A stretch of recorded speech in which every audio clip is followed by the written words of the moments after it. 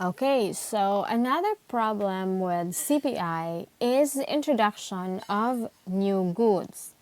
You see, when a new good is introduced, consumers have more variety from which to choose from, of course, diba? And this in turn reduces the cost of maintaining the same level of economic well-being. Of course, because you now have um, differing choices, no, in which you can opt for with lesser price or have a lesser price, but um, it enables you to maintain the same level of economic well-being.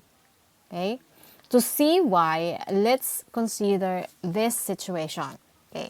Suppose that you could choose, no, between a 100 gift certificate at a large store that offered a wide array of goods and services and a 100 gift certificate at a small store with the same prices but a more limited selection of goods or services are offered. Which would you prefer? Which would you choose? Of course, most people would pick the store with greater variety. No? In essence, the increased set of possible choices makes each dollar more valuable or makes your money more valuable. The same is true with the evolution of the economy over time. So as new goods are introduced in the economy, consumers have more choices and each dollar is worth more. Yet, because the consumer price index is based on a fixed basket of goods and services, diba? The first step no, in computing CPI is fix the basket. So, na-discuss na nato ganiha. So, it does not reflect, no? Because the consumer price index is based on a fixed basket of goods and services, it does not reflect the increase in the value of the dollar that arises from the introduction of new goods. Mo na usa or ikaduha nga problema sa CPI. Okay? The third one, no, is the unmeasured quality change. Now, the third problem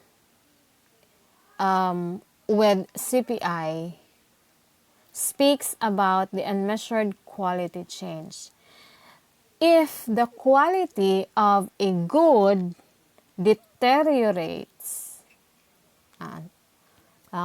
from one year to the next while its price remains the same, the value of a dollar falls. Nga naman, because you are getting or you are paying a lesser good for the same amount of money.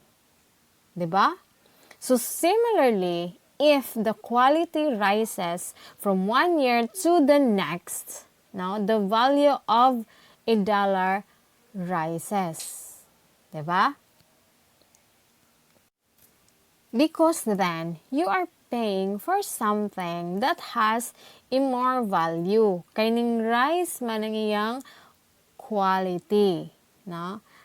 The BLS does its best now to account for quality change. When the quality of a good in the basket changes, say for example, when a car model has more horsepower or gets a better gas mileage from one year to the next, no?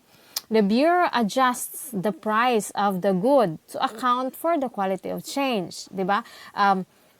Have you noticed kanang mga product innovations wherein the same product but with different nawong na karon or different feature or the quality has changed. So, di ba, lahi na sad ang iya value through pricing. Smo naibot pasabot ani dinhi. When the quality change, the BLS of course, no, try to account the change, no. So sa katong gihatong example, if a car model has a more horsepower or gets a better gas mileage for 1 year to the next, of course, the Bureau adjusts the price. Usabon ang price, no, to acknowledge or to account for the quality change. It is, in essence, trying to compute the price of a basket of goods of constant quality. But despite these efforts, changes in quality remain a problem because quality is so hard to measure. So, usa na sa mga problem with CPI. Okay?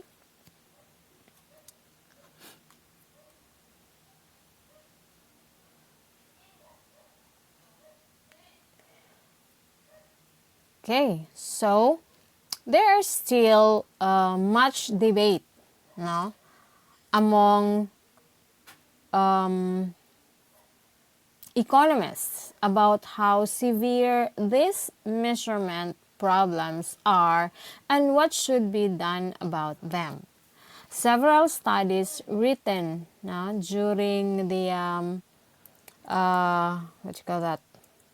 during 1990s, now concluded that the consumer price index overstated inflation by about 1 percentage point per year.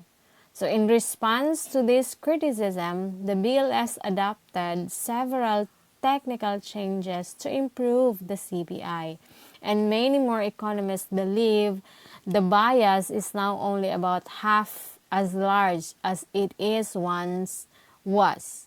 Now, the issue is important because many government programs use the consumer price index to adjust for changes in the overall level of prices. Recipients of Social Security, for instance, get annual increases in benefit that are tied to the consumer price index. Some economists have suggested modifying these programs to correct for the measurement problems by, for instance, reducing the magnitude of the automatic benefit increase.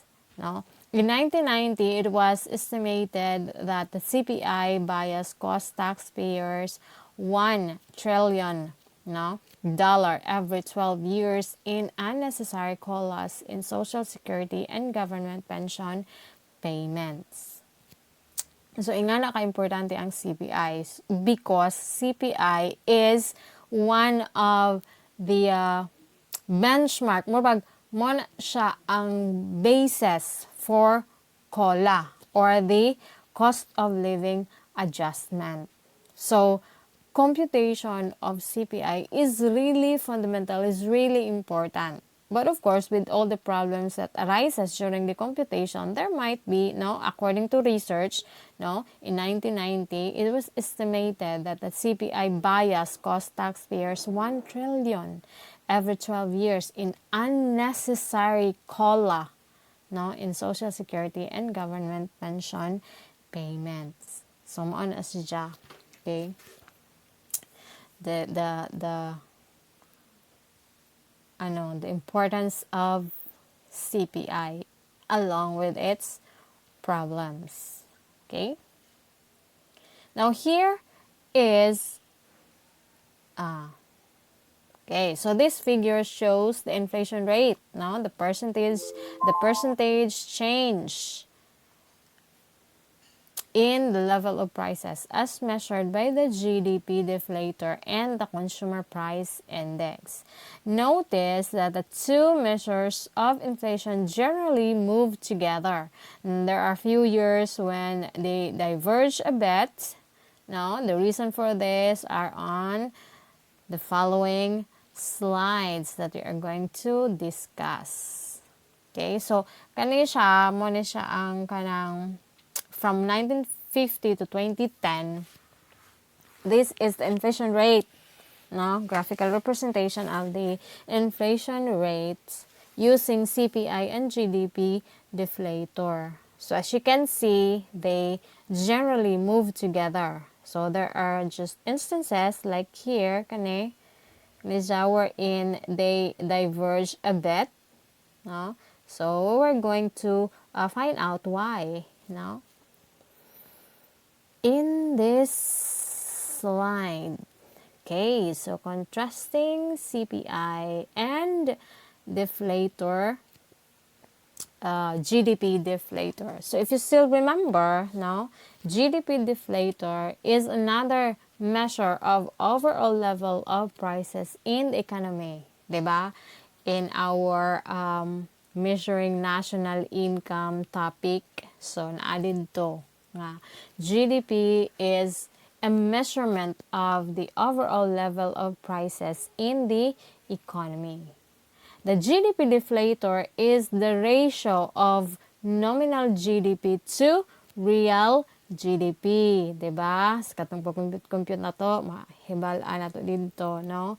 Ang ratio sa nominal GDP to real GDP, because nominal GDP is current output valued at current prices and real GDP is current output valued at the base year prices. The GDP deflator reflects the current level of prices relative to the level of prices in the base year. So as per so yan na, can recap no unsa na GDP, sumoto siya. Now economists and policymakers monitor both the GDP deflator and the CPI or Consumer Price Index to gauge how quickly prices are rising. So gamit silang duha, GDP and deflator, no? In order to gauge how quickly the prices are rising within an economy. So usually these two statistics tell a similar story. Lobat na gadyo ko. But two important differences can cause them to diverge. Diba? Dire, nakita na to. No? Nakita na to nga from 1950 to 2010, they typically move together, but they divert in this, period. Hindi naman siya mulihok kana. In that particular period. So the reason is this, no? So, contrasting of